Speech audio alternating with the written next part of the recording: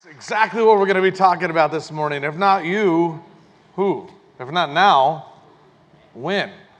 Well, how do we move our faith from intention to action? As we continue our Matters of the Heart series, we really want to look at some practical ways that you and I can make sure we get our faith unstuck and put feet to our faith so we can move into everything that God has for us. It's so good to see you guys again.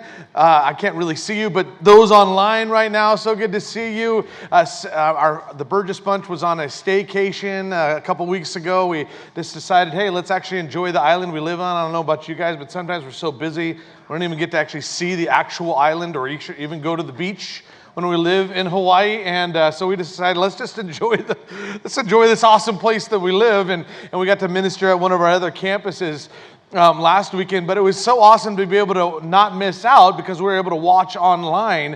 And I was just kind of, when I'm watching online going, wow, God, you have given us some amazing pastors, Pastor Wayne, Pastor Aaron, Pastor Richard. We just thank God for our amazing shepherds and leaders. So thankful. Dividing the word of truth. It was just so incredible. And what they were talking to us about is this idea of how do we really follow God with our whole heart? And so we've been examining over the last couple of weeks the Great Commandment. And you can, in fact, read it again with me at the top of your notes or on your app or up here on the screen. Luke chapter 10, 25 to 28 starts out like this. On one occasion, an expert in the law stood up to test Jesus. Teacher, he asked, what must I do to inherit eternal life? Well, what is written in the law? He replied. How do you read it? He answered, love the Lord your God with all your heart, with all your soul, with all your strength, with all your mind, and love your neighbor as yourself. You have answered correctly, Jesus replied. Do this and you will live. Notice Jesus didn't say, you have answered correctly. Think about this and you will live. Ponder this. Look off in the distance and think about it for a good, long time. No, everything is in that tiny yet powerful word, do. In fact, would you just underline that in your notes? Because that really is the essence of how we move from intention to action. Right? We've all heard the phrase, the road to hell is paved with what?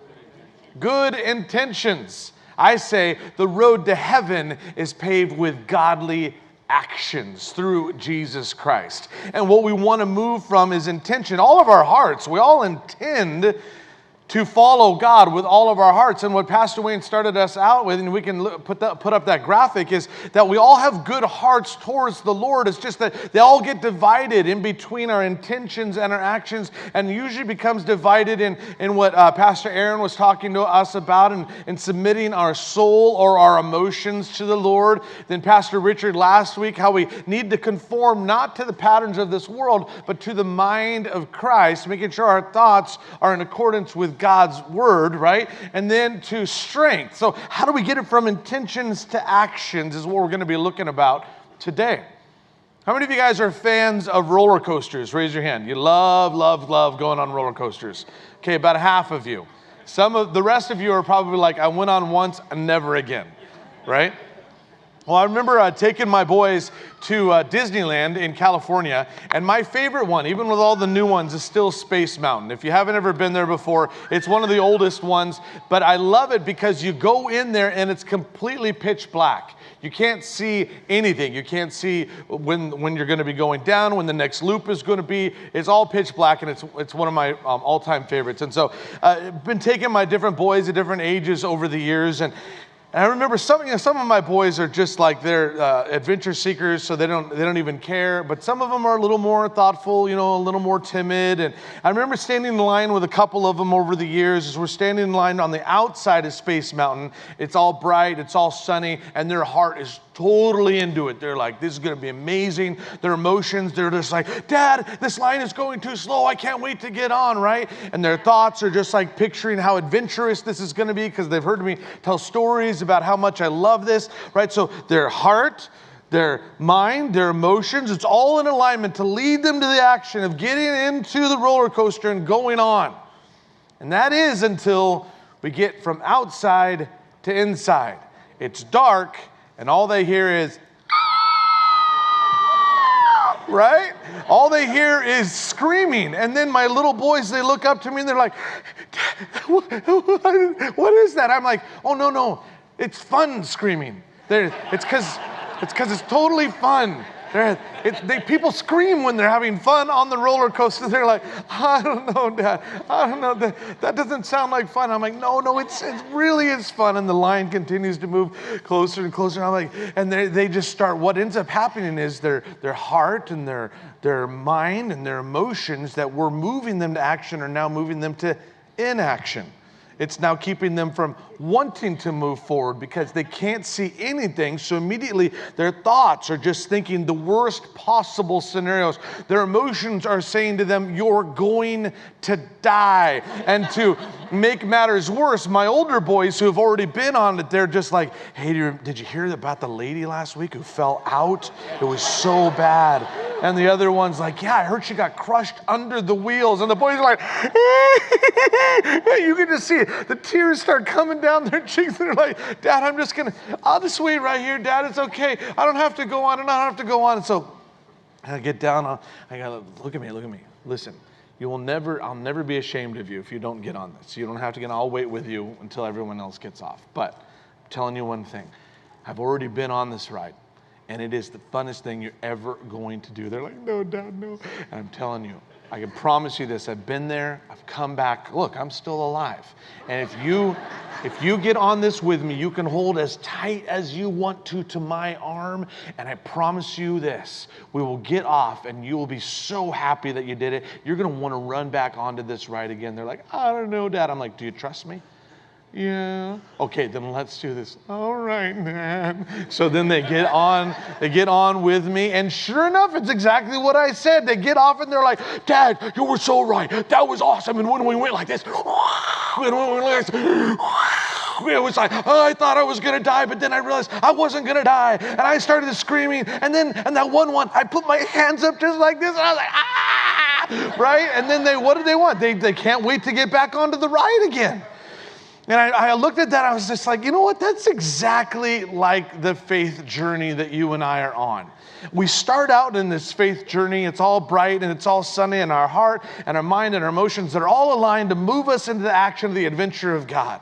Then all of a sudden we hear that, we hear the screaming, we hear the stories, we see the darkness, and we're not sure what's going to happen next. And it all comes down to, do we trust the one we're with? How many of you guys would agree with me that this picture right here pretty much sums it up when it comes to the Christian life? God says, I have a plan for your life. And you're like, what have I got myself into? Some of you guys are right there where you're on the click, click, click, click at the top, right? And you're about to go over like, I didn't know this was what it was going to be like. Listen, as long as you're in the roller coaster with Jesus, you're good to go. That's what it's all about. And it all starts with surrender. In fact, you can feel that in your first blank. You got to surrender the day. Surrender the day. See, I'm so glad that you and I aren't surrendering to some impersonal force. I've been hearing this a lot lately. I just believe the universe is going to help me, or the universe brought me this job, or the universe is going to, hear my cry. And I'm like, I don't know how that works for you. I'm not going to put my faith in some impersonal force. I've got Jesus who says he's going to be with me no matter where I go. And while I'm holding on to his arm for dear life, he's holding on to me as my source of life. And when Jesus talks to his disciples, and we're going to be camping out in Luke chapter 9, he's telling them, hey, this is how to get the most out of this faith journey. Is it going to be scary sometimes? Is it going to be dark sometimes? Absolutely. But just remember who's with you. And so he says to his disciples, first of all, let me show you how to surrender the day.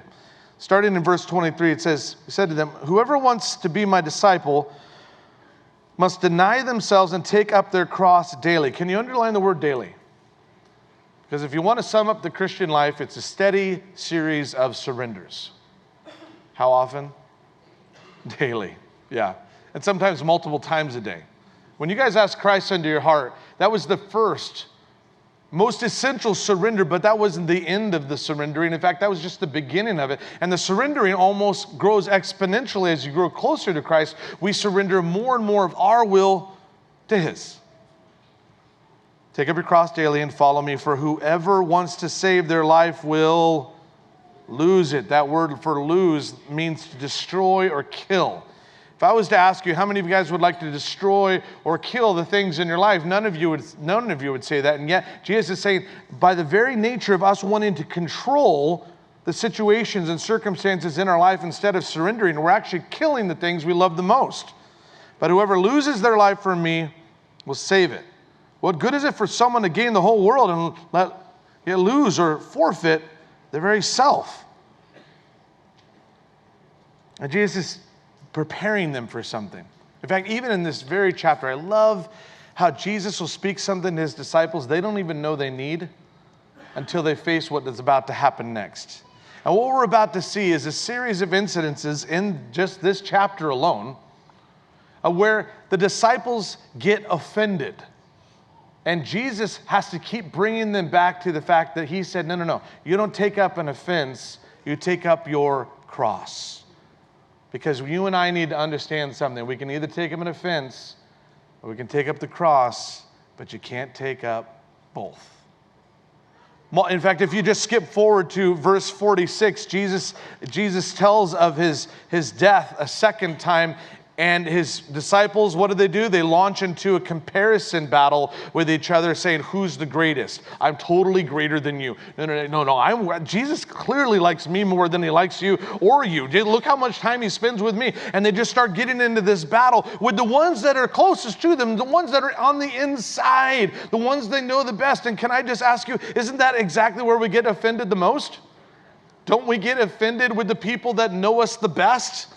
Inside our family, our friendship circles, maybe even inside this church.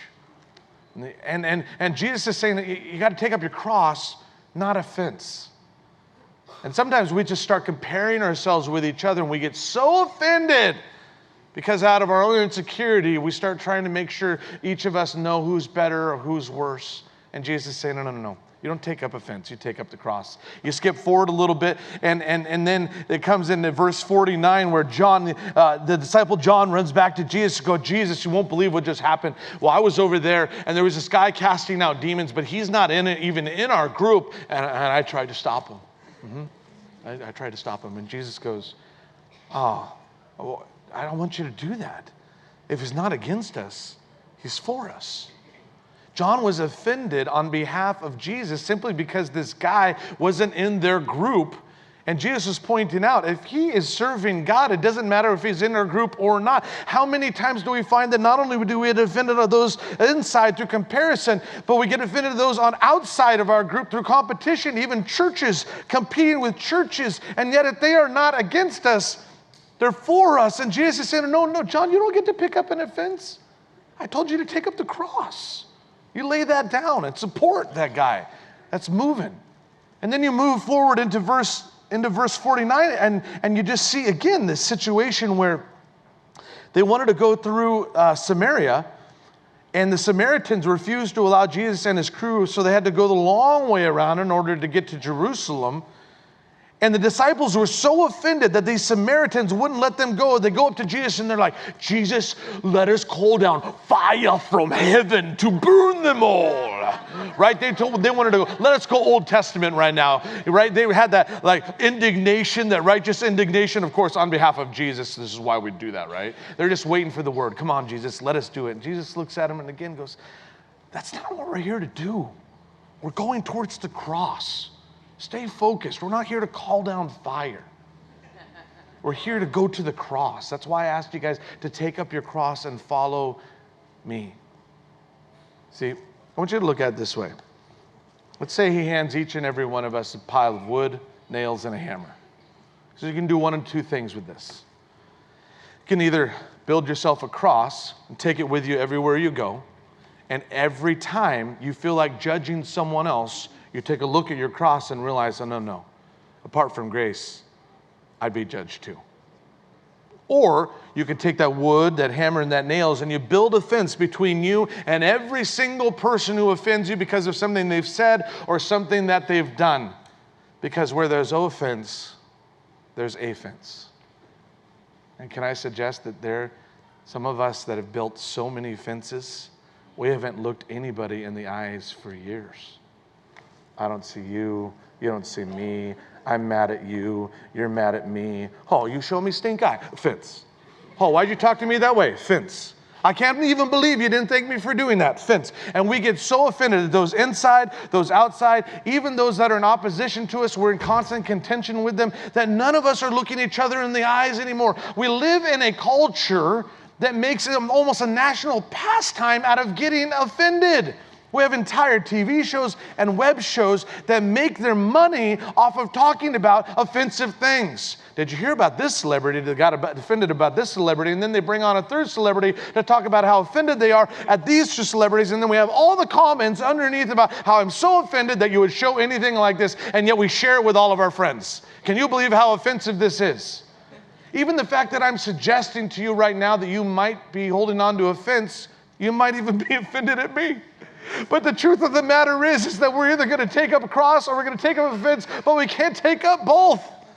And there's some of us that have been moved to a place of inaction rather than action because we're so offended. We're surrounded by so many fences, we can't even see each other through the eyes of grace. Because if I would dismantle my fence and put it back on the cross, I'd remember I need to extend the same grace to you, whether you're inside, outside, or opposing me, that I need from me. Because apart from Jesus Christ, my sin is an offense to the Father, and I won't even get to heaven. But because of Jesus Christ, who suffered the worst offenses, I'm forgiven. So are you. It's so interesting because we were at Celebrate Kalihi last week, joining with about 6 other churches from our area, putting on basically a big old party for our community over at Farrington High School.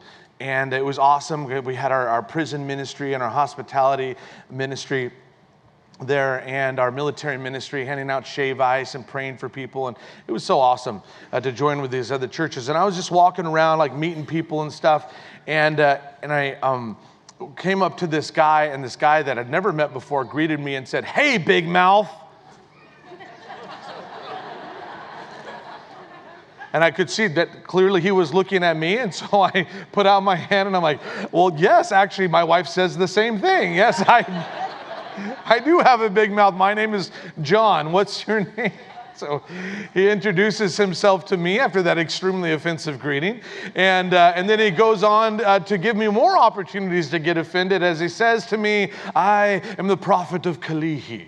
I'm like, whoa. "And I have come to declare the word to the area, for I know when Jesus shall return." I'm like, I'm not sure that's... Scripture says no man can know the day or the hour, but he was like, no. If you take the 66 books of the Bible and divide them according to the 7 feasts of the Old Testament, and then you take the number of fruits that are put on the table during those feasts, and how many seeds get stuck in your teeth. No, it didn't. I don't know what the guy said because I lost track, but he had this whole formula about how he knew exactly when Jesus was going to come. And there was that thing that was rising up inside of me like, I don't want this guy to ruin what it is that God's doing through the church in this area, because he said he's representing God, and he clearly wasn't. And yet if I would have built a fence in that moment because it was offensive, I would have missed out on that opportunity to pray for that man.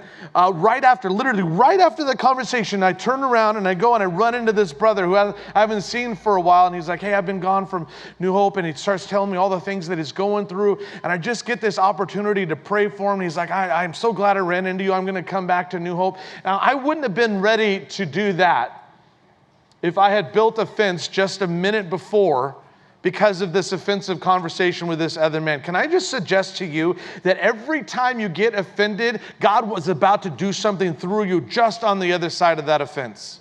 And the very thing that's keeping God from using you is the fact that you built a fence instead of a cross. I'm praying that we dismantle some fences here. That we start forgiving those around us by surrendering the day. And every day has a multitude of opportunities to get offended, doesn't it? What if every time we want to build a fence, we put that wood on the cross? We remind ourselves, I need grace, so I'm going to extend it. We need to surrender the day. Second, we need to savor the day.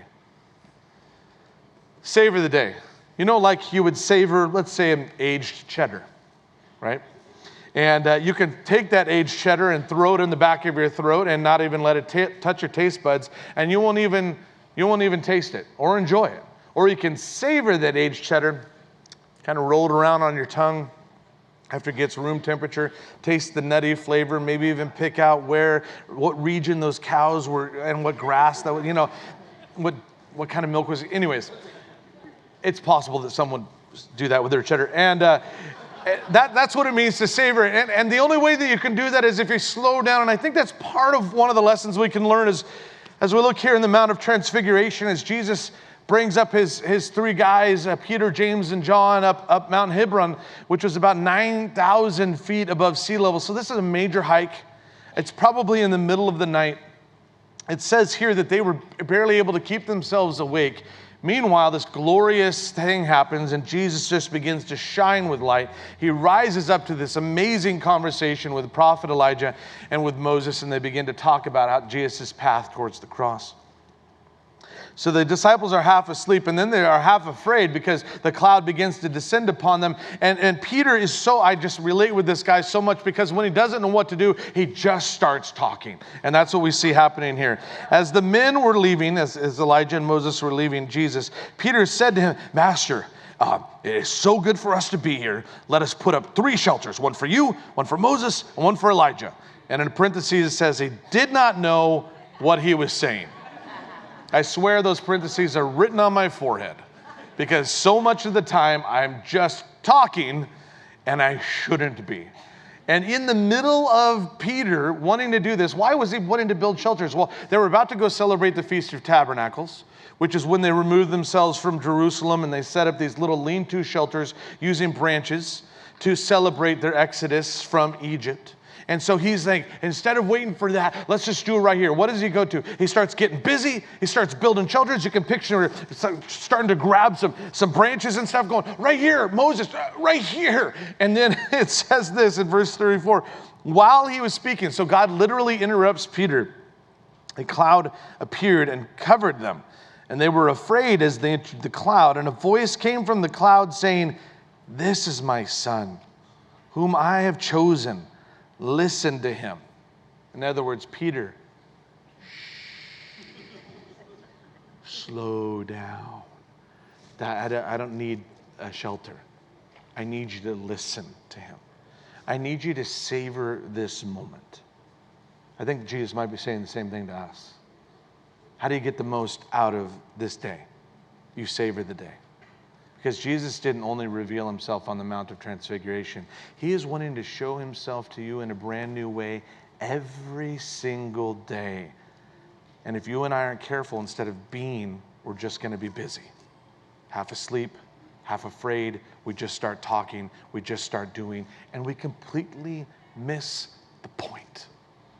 This really hit me as we were just celebrating Elijah's graduation from Kaiser High School. The oldest of my 5 boys has just graduated. And we were out there on the field and, the pile of leis and stuff. And even though we're smiling in that picture, you can't tell, but Cindy and I are like barely holding it together. We can't even look at each other, because the moment we start looking at each other, we're just like,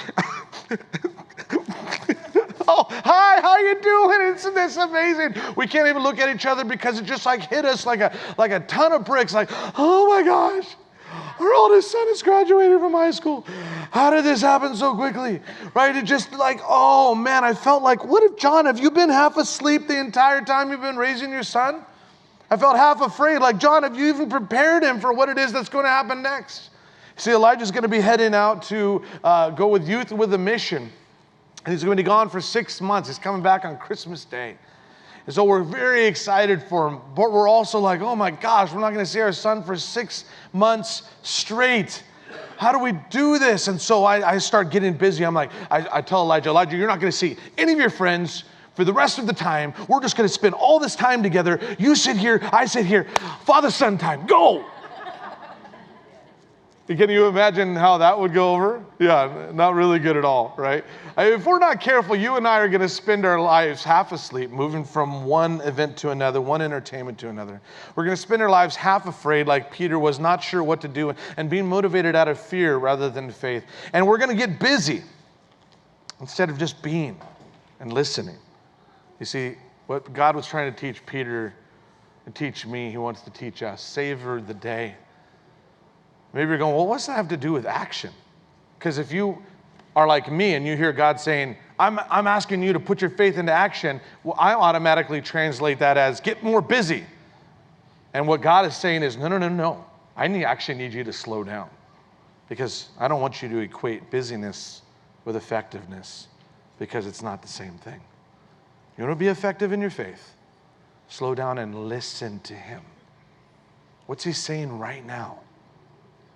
What's he saying about your marriage or about your dating relationship, about your schooling or about your future? Yeah, you and I can be really busy doing all kinds of things, and we can completely miss the point. So how do we do that? Well, there's lots of different ways: journaling, spending time with God, processing through. But I wanted to introduce this concept to you called the Daily Examine Questions, introduced 400 years ago by St. Ignatius Loyola. It's the whole idea of joy isn't going to happen automatically. It has to be something that you and I choose. And he has suggested every Christian ask themselves a series of examining questions at the end of every day to make sure we weren't just busy in that day, but we were listening to Jesus and savoring that day. Questions as simple as this: where did I see God today? What am I thankful for today? What did I feel today? Good, bad, happy, sad. Process all of that with the Lord. What should I pray for? How do I feel about tomorrow? See this picture right here? That's Elijah in 6th grade. The difference between that picture and 6 years later, the picture of him graduating from Kaiser, is a world of difference. And yet I look at that and I go, how is it possible that those 6 years went by just like that? I remember when all of our 5 boys were all under the age of 8, and they're all running around, and we thought we were going to die. And then the sweet little aunties walking up and going, make sure you savor these moments. They will be gone before you know it. And Cindy and I are like, I hope so. These kids are driving us crazy, right? And now I just want to go up to them and hug them and go, you were so right. You were so right. Time has disappeared. And the truth of the matter is, whether you're married or single, kids, or they're grown, every one of us have the choice to either waste this day because we're just being busy, or we can savor this day. Listen, the official start of summer was on Friday. What if we surrendered this summer to the Lord, saying, God, I'm going to savor every flavor of every single day. I'm going to get the most out of every relationship you've put in front of me. I'm not going to take a single thing for granted, whether your son's about to take off or not. All of us tend to take each other for granted because we're like, oh, they'll always be here. But what if we looked at it in the other way? We're saying, this is such a gift. None of us are guaranteed tomorrow, so I'm going to seize this day. And that's the third point. Seize the day. We're supposed to surrender the day, savor the day, and seize the day. Carpe diem this baby, right? How many of you guys, every time I hear seize the day, how many of you guys remember Robin Williams, right? And Dead Poets Society? Right? It's the story of this teacher that goes into this boarding school, this male boarding school, and they are bored in this boarding school, and they're all just like this. And all the professors are like, meh, meh, meh, meh. And then he walks in, and he stands up on the desk, and they're like, what is this? This guy's nuts. And he just starts talking to them about, listen, there will come a day, even though it doesn't feel like it right now, when all of us are going to die, and our bodies will be dead and cold. So you can either wait until that day, or you can get the most out of this day, carpe diem, and live an extraordinary life. I love that, because I feel like sometimes when I'm reading God's word, it's exactly what he's trying to do to me. Hey, John, wake up. You're half asleep. You're half afraid. You're just being busy. I want you to wake up and seize this day. None of us are guaranteed tomorrow, but we have the gift of the present. Let's seize it. Let's make sure we're getting the most out of it. And that's exactly what Jesus was trying to get through to these 3 would-be disciples. As we finish out in Luke chapter 9, we see 3 separate examples as Jesus and his disciples are walking along the road of people coming up to Jesus going, hey, I'm totally in with you guys. Let's go.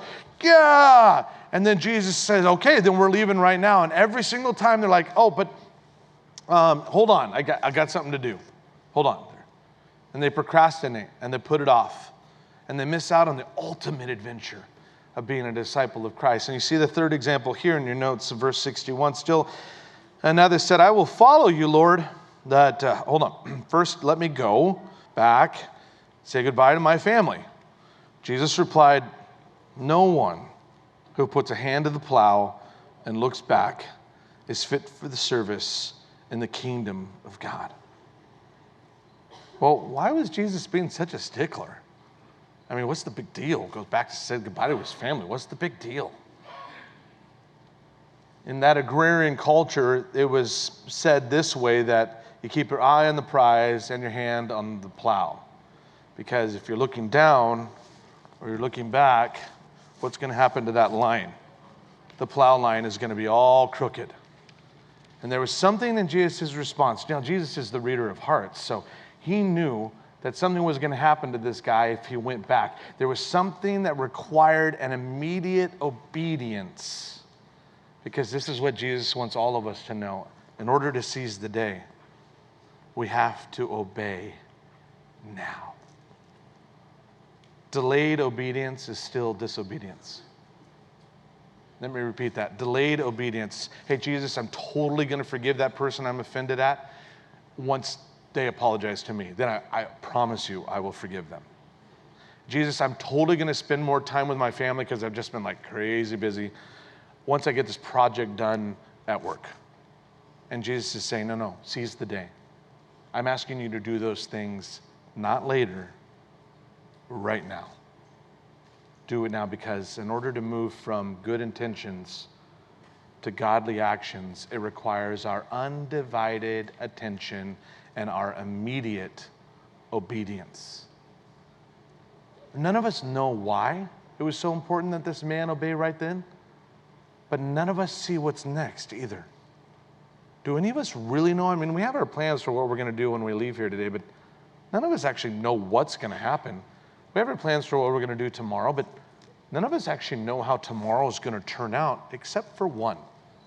And if that one who's already been where we're about to go is saying, I need you to move on something now, maybe we should just trust his timing is going to be much better than ours because he sees the beginning from the end. Maybe this idea is, that we should actually let him be king and Lord over our timetable. Let's put up that diagram one more time. If let's say with the heart, I tell Cindy, we just celebrated our 22nd anniversary. I say to Cindy, my heart belongs to you. 100%, baby. It's all yours. And her love language is acts of service. And she's like, honey, I'm so glad you said that because I really need help with the dinner dishes. Awesome. That's great. Because my heart is yours and my emotions feel like I want to show you that love by scrubbing these dinner dishes that have sat there for 3 hours. And my thoughts are thinking about what it would even be like to take the soap and the sponge and begin to scrub those dishes like a madman. But if I never actually go from the heart and the emotions and the thoughts to actually washing the dishes, then what does that do all the way back to when I said, I love you, honey, with all of my heart? Does that translate? Is love simply words or is love action? And sometimes we do the same with Jesus. We fill out our notes, put them in our Bible. We're like, yes, I'm ready to go. And the Lord is saying, but you're not actually going in the thing that I asked you to do. But Jesus, you have my heart. And my emotions, I was singing that song. I was feeling that song. My thoughts, awesome. But Jesus is still saying, but we're going this way. I asked you to forgive that person you've been offended at. I asked you to go ahead and give me that fear. And the Lord is saying, can you follow through on that? Because if you procrastinate, you end up stealing from yourself the plan that God laid out for you. Nothing steals our passion, our purpose, God's plan for our life, like procrastinating, putting off what God is asking us to do right now. Remember that word I had you underline? It was do. What is God asking you to do right now? We close with this story.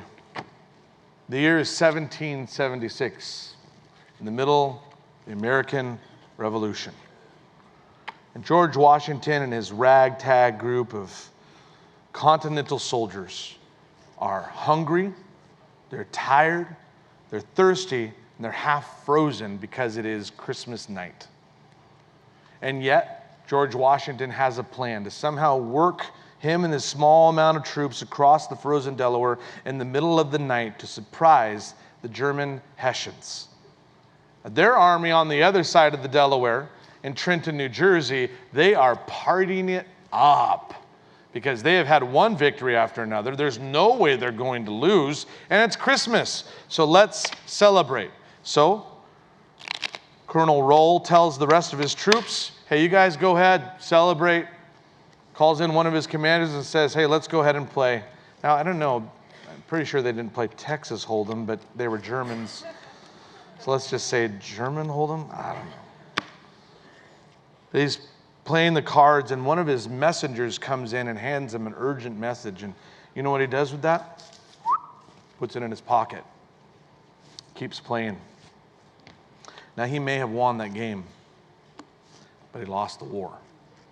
Because it wasn't until the game was done that he pulls out that message and he reads it, drops it, runs outside of the tent and tries to rouse his troops that are half drunk and half asleep, and no one is ready. And no matter how hard he tries, he has waited too long. Because George Washington and the Continental Army are already upon them. He died, many of his troops died, and the rest of them were taken captive. All because what? Because he got an urgent note that he procrastinated on. Can I just suggest to you right now, that you and I have been given an urgent note in the form of this message today. There's one person who hopes you'll just put it in your pocket and ignore it till later.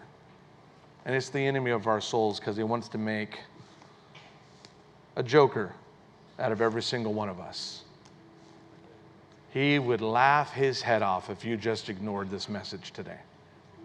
However, if you and I take this message to heart, then we're going to make him the king of our heart. Remember, we defined our heart in this series as what? Our mind, our emotions, our actions. Is he the king of your heart? He can be right now.